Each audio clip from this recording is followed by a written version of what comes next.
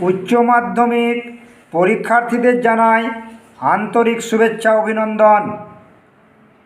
তোমাদের পরীক্ষায় সমর সেন রচিত মহুয়ার দেশ কবিতা থেকে একটি প্রশ্ন আসবে।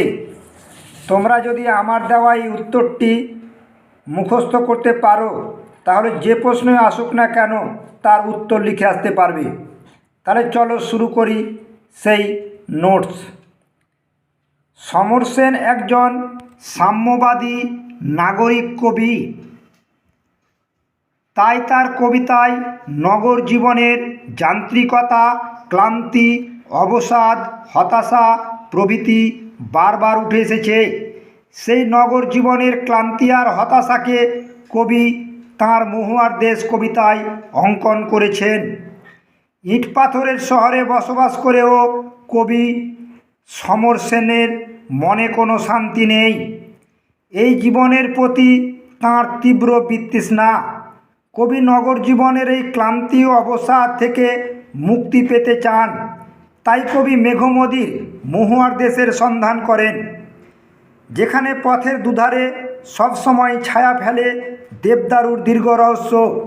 কবি চান মহুয়া ফুলের মাদকতাময় গন্ধে তার যাবতীয় ক্লান্তি মুছে যাক। কিন্তু মহুয়ার দেশে গিয়েও কবির মোহভঙ্গ হয়। মহুয়া বনের ধারে কয়লা খনির দাপটে প্রবল শব্দ শোনা যায়। শিশির ভেজা সবুজ সতেজ সকালেও অবসন্ন শ্রমিকের শরীরের ধুলোর কলঙ্ক লেগে থাকে। কয়লা খনির ঘুমহীন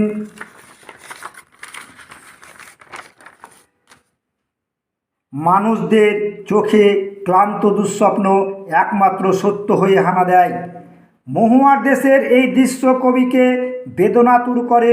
মহুয়ার দেশকে ঘিরে কবির যে স্বপ্ন তা ভেঙে টুকরো টুকরো হয়ে যায়।